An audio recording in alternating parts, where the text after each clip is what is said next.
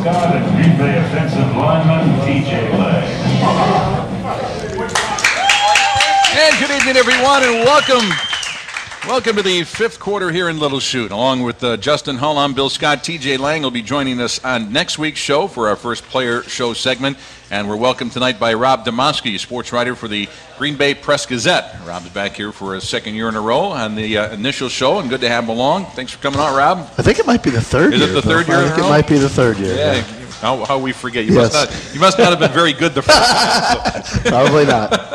Well, our program this season is brought to you by Mole Lake Casino Resort and Conference Center. We thank those folks who are coming on board for the entire season with us. And we'll talk some Green Bay Packers for the next hour. And let's start off just kind of the news of the week before we move along. And we go back just a day. Darren College keeping his starting job at left guard. He wins that battle with first-round pick Brian Bulaga. Your thoughts on that? Well, considering the fact that Bulaga has missed a bunch of time with a hip flexor injury, it's not totally surprising. Although College has played well, the film shows that he's been fine. The questions about him, last season were, just whether he's going to be able to pass protect as well as they need somebody to do. And, he was responsible for at least one of those sacks late in the Arizona game, and in fact the one that was turned out to be the game winner where Rodgers fumbled and got hit.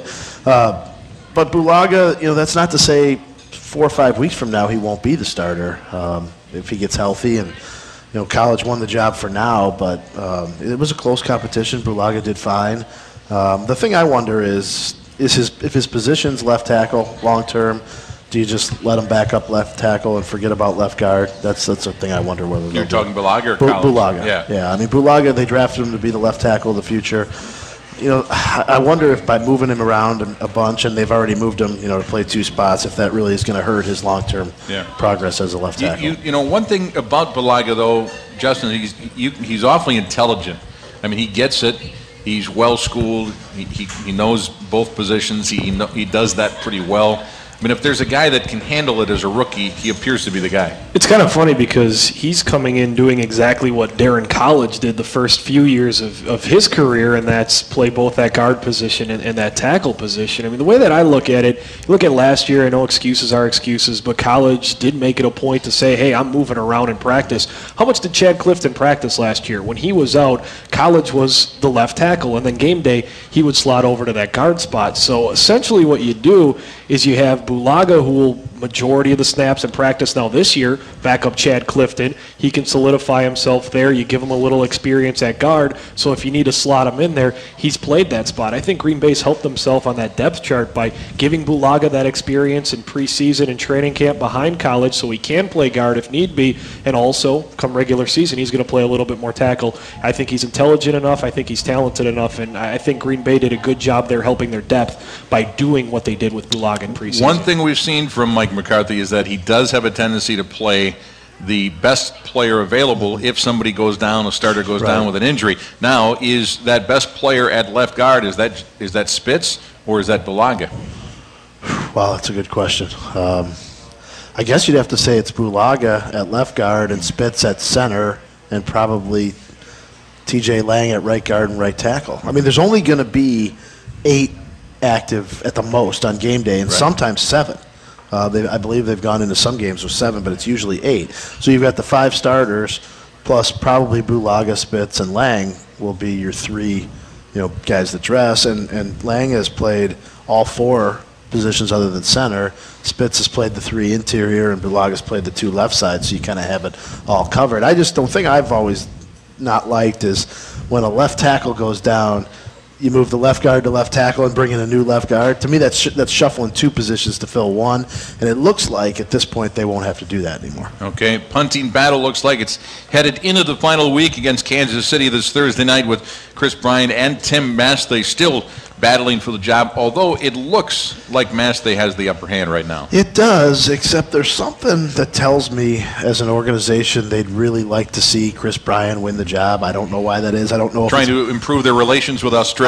Yeah, it must be. I don't know if it's because they went through all that trouble to bring him from Australia, and this guy over there, Nathan Chapman, who actually was with the Packers a few training camps ago, has started this punting school for Australian rules guys, and I wonder if they feel like that they're looking to establish a pipeline down the road for this guy to send them punter after punter after punter, and if they don't pick his guy, maybe that pipeline will get cut off. I think Mastey's been the better punter.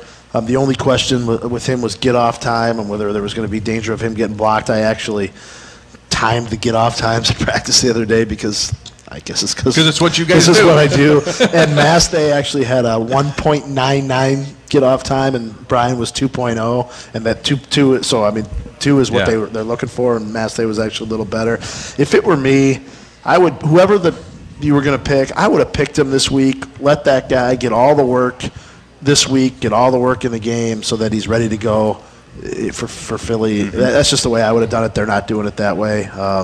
If it were me, I'd pick Mastey, but I'm not sure that's the way they're going to go. Mastey can kick off as well. Yeah. We saw him do that quite well the other night against the Colts, and likely will do more of it this week against Kansas City. He does improve. He does provide just an insurance just in case Mason Crosby, something would happen to him. Yeah, which is always something that is good to have.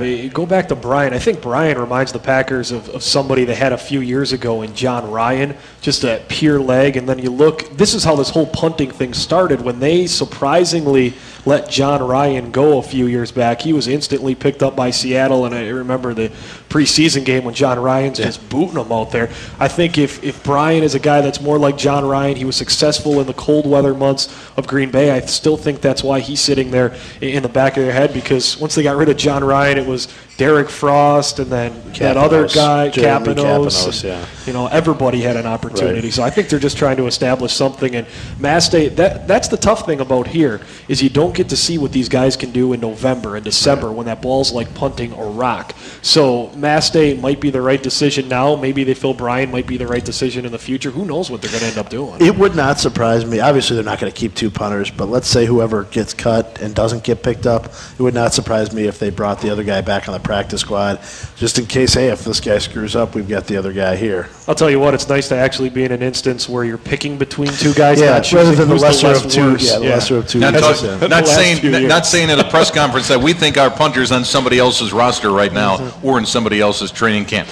All right, we've got more to come here as we continue to look at the 2010 Green Bay Packers. Rob Domowski, our guest on the program tonight, along with Justin Hull from AM 1570 The Score. I'm Bill Scott. We'll be back with more after this from the Fifth Quarter in Little Chute on the Woodward Radio Network.